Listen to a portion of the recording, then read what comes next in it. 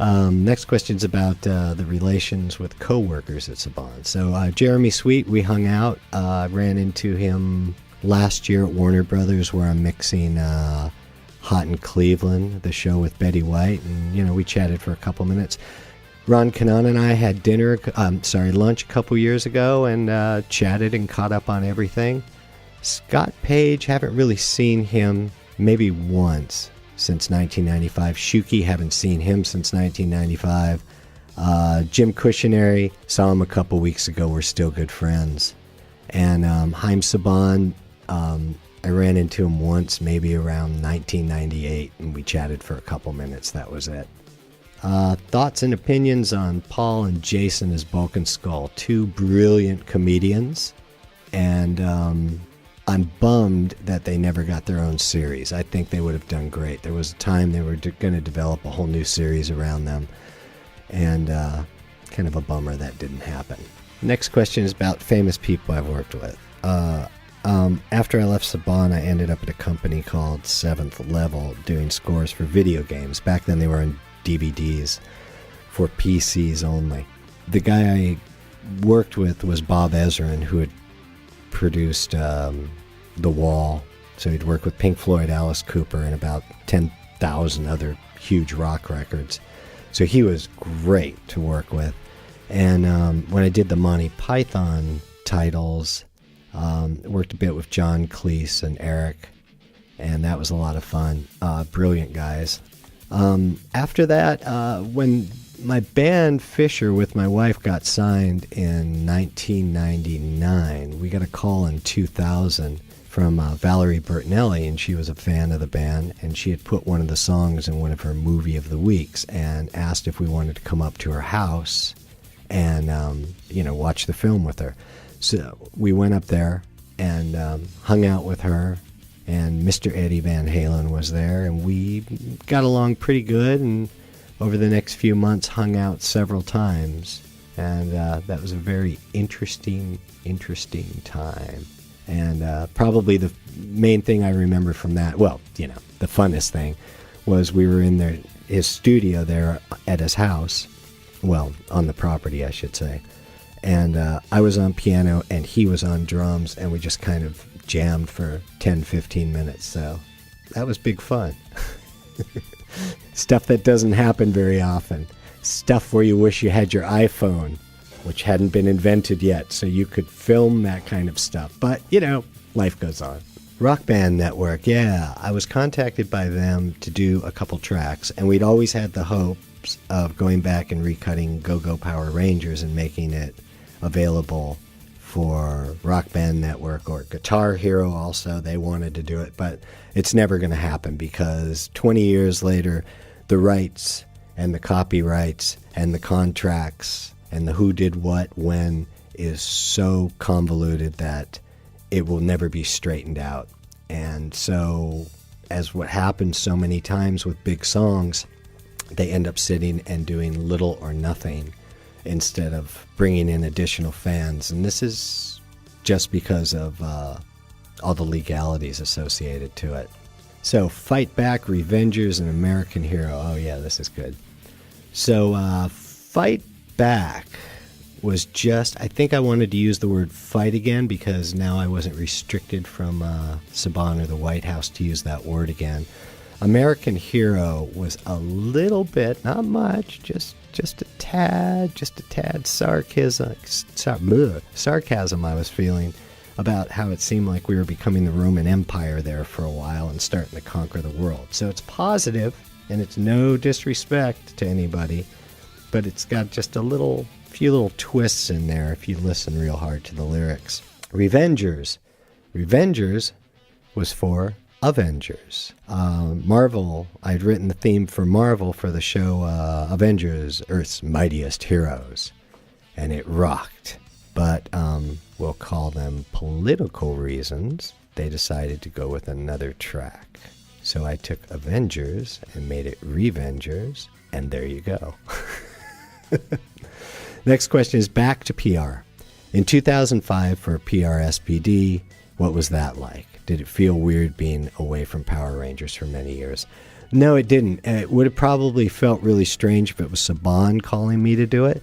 But since it was Disney and it was a new crop of people I'd never worked with, it was great. It was big fun, and I remember being really energized about it. And I think that initial theme I did in an hour. And then there were a lot of network tweaks and things added. But the song essentially stayed the same. I was really, really happy with that. Then the following year, in 2006, they wanted me to write something for Mystic Force. I wrote another rock thing. They called and said, absolutely love it, this is it. And then a week later called and said, they've decided to make it rap.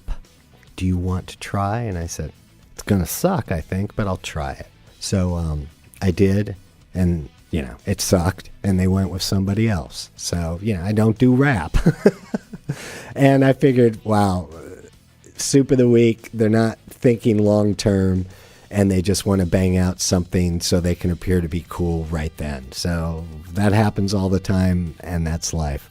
So next thing is Power Ranger Samurai. Did you contact Saban or Jonathan? Yeah, I had contacted Jonathan. He said, yeah, this will be great. Would love to meet with you. No more in a few months. A few months went by. I shot him an email and said, so what's up with this? And he said, thank you, we have chosen another composer. That was that. If I was asked now to come back, would I? No, I would absolutely not. Only because I have so many other things going on and so many great things coming up. And the relationships I've developed with these actors on the new shows and the producers and everybody is so much like a family that I see no reason to go back to an environment that is run by a bunch of egotistical people who, in my opinion, really, some of them just don't know what they're doing. And those are the ones I always have to deal with. So I see no reason to take that giant step backwards in my life. So that book is closed. Next question about is when did Fisher start? Ron Kanan, who was not president yet of music at Saban, but he and I had been in bands and were friends. And we'd been in that band I mentioned earlier, Betty Boop and the Beat, that I don't want you to Google, together. He introduced me to Kathy Fisher in 1990, and we started working together, I think, the next day. Just gorgeous voice. So that's when Fisher officially started, although it wasn't called Fisher at that time. And my favorite album on that has to be from The Lovely Years, which we did, I think, in 2005, and a song called You on there, which is done really well with licensing, not at radio. It didn't become a hit, but that one's done really, really well, and that's my favorite Fisher song. Next question is, how do you and Kathy go about creating an album? To be honest with you, I pretty much will write the tracks alone. So it's going to be whatever I'm feeling initially. She'll come to me with songs now and then, but I give her most of the stuff. Sometimes the chorus lyrics, rarely the entire song. Like on the song that got us signed to Universal back in '99 called I Will Love You. I remember writing the part and just going, da-da-da-da-da-da-da-da-da-da, I will love you, love you. Now, I'm trying to sing in her key the way she would. I don't have that kind of voice by far, so pardon me. So, but I delivered it and said, so this should be about, I'm going to love you, beyond time, whatever, and she filled in all the blanks. So that's how we write a lot of the times, and that's how we write on all the stuff for the DJs these days. The DJ sends me a track, I do the melody and some of the lyrics and kind of get the vibe, and then she fills in the holes. Next question is marketing and selling, easy or difficult? Label deals. No, initially we wanted to get signed really bad, and we had to become the biggest thing online and have CNN come to us and Time Magazine do a thing on us before a label would even talk to us. But finally they signed us. Being signed to a major label, real crapshoot. You never know what's going to go on. I mean, we were doing great at radio, but the distributor, the person who actually physically put the CDs in the store, shipped them, was going bankrupt. So we were having lots of distribution problems. So it was good to get out of that. But marketing, it's always kind of marketed itself. It still does today. They'll come to us to license tracks from networks all over the world, and it's, really lucky. I think the main reason that still goes on so well is because we never became so famous that anybody burned out. That we always have new people discovering us. So we've had, as Kathy always said, we're famous for not being famous. As for plans to the future, I'd love to do another CD of Fisher stuff instead of all the dance stuff with her. The problem is time, but it could certainly happen. And as far as how long does it take for Fisher to create one track, it takes a lot. 'Cause when I write that basic, I give it to her. She does the lyrics. We refine it. She comes in. She does the vocals. I tweak that out, get the lead vocal where I want it. She comes in, does any harmonies or anything. And then I almost rewrite the track around her, because now I have to work around her emotion and the way she phrased everything. So the average album has always taken me about 6 months. And that's 6 months every day, working on it at least 5-6 hours. So any messages or advice for people who want to get into the music industry? Okay. Well, obviously it's gotten a lot tougher and budgets are much lower, but that still doesn't mean anything. If you're smart and you learn the business end, there's still a way to make a really great living at it. But I've told so many people this over the years, composers that have contacted me, as far as getting into the TV side. So there's been, let's say, in 20 years, there's been 70 wannabe composers that have contacted me. They'll say, how do I get in? What do I do? I've got this great stuff. And I said, well, so did I. I understand that. So here's what you do. Come to Los Angeles. I don't know enough about New York because I've never lived there. I said, come to LA, find a production house where there's a group of composers doing TV, doing film. Walk up to the door, knock on it, and say, I make great coffee. And if you are a genius and you are available 24/7 and you are nice and you are not pushy and you just slowly make friends with them and slowly work your way in, 5 years you'll be one of those composers and somebody will be bringing you your coffee.